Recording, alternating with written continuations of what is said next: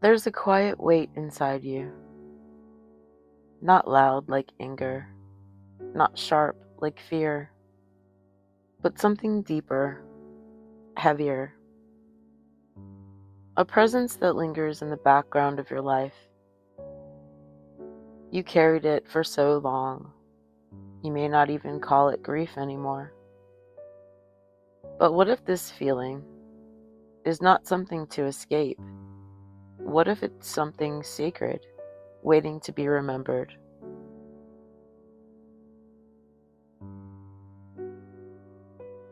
The Remembrancer is the archetype of grief. In Alchemy, this is albedo, the white phase, the phase of cleansing, of softening, of emotional truth, of sacred release. Grief is not just about loss, it's about love with nowhere to go. The core wound of the Remembrancer is this: what I love can be taken or lost. At some point, you experienced loss of connection, loss of safety, loss of identity, or loss of someone or something that mattered deeply. And something inside you learned, if I feel this fully, it might consume me. So instead, you adapted. You survived by holding it together, staying functional, numbing or distracting yourself, carrying on for others, and keeping your pain quiet. Not because you were cold, but because your heart was too open to collapse safely at the time.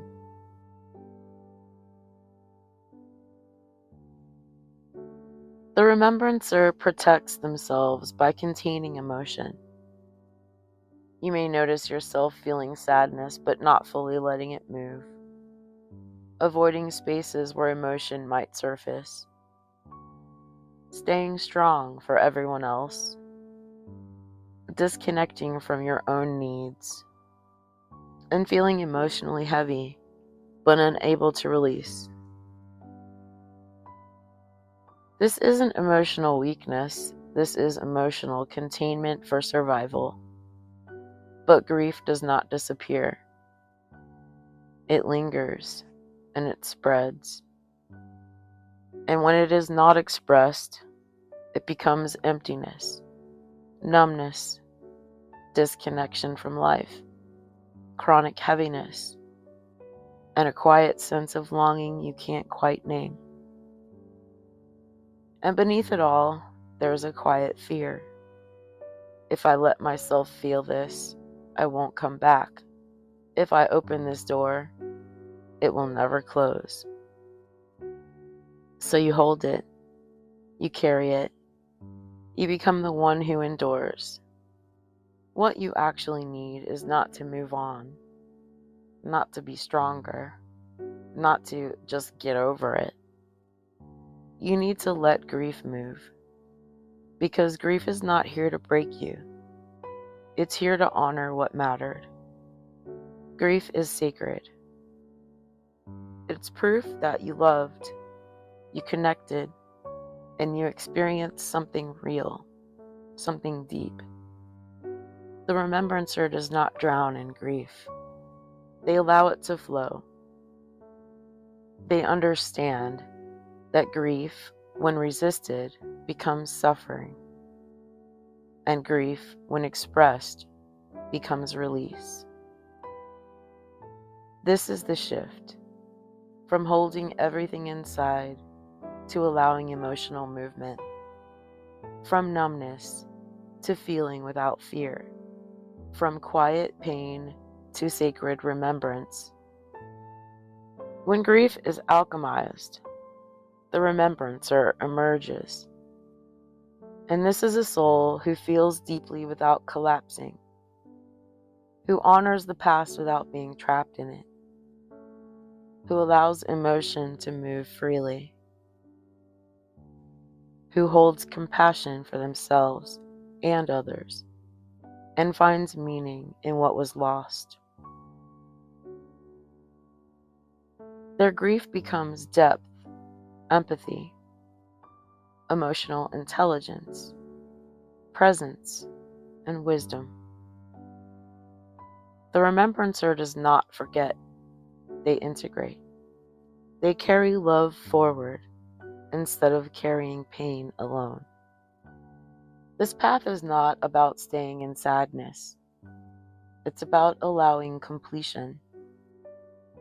And it begins with emotional permission. So first, you must allow emotional release.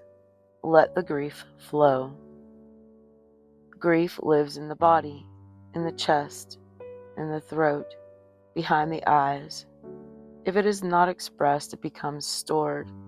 So we create space for it to move, like crying without stopping yourself, letting tears come without explanation, speaking to your grief out loud, and writing what you never got to say. You don't need to understand it. You just need to allow it. Why this works? Because your nervous system learns, I can feel this, and I will survive it. Number 2, safe spaces for feeling, containment without suppression. Grief feels overwhelming when it has no container.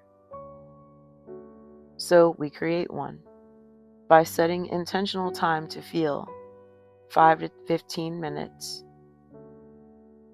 We use music that opens up our emotion, a song that stirs the grief within.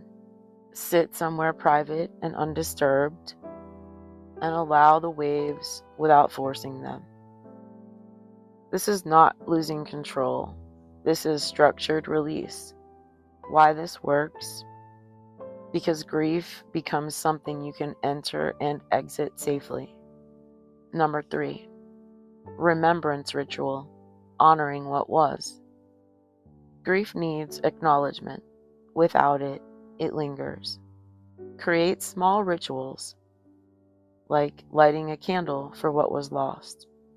Speak their name or of the memory. Write letters you never send, or keep symbolic objects that hold meaning.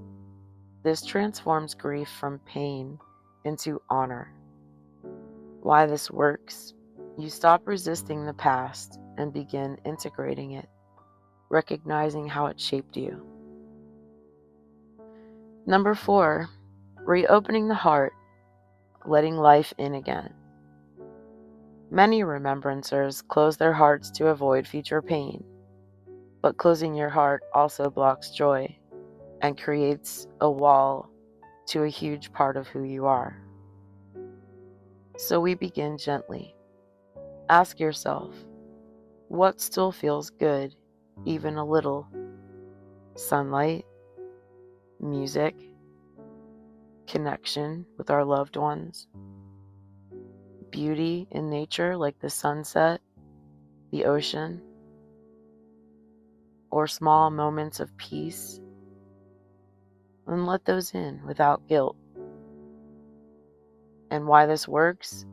Because you're teaching your system that feeling does not only lead to pain, it also leads to life.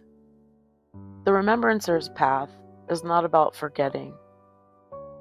It's about carrying love forward without carrying pain alone. And this is the shift. Grief moves from something you avoid to something that connects you to what mattered most. You were never too sensitive. You were never too emotional. You were simply someone who loved deeply and didn't yet know how to release what you lost. And now you do.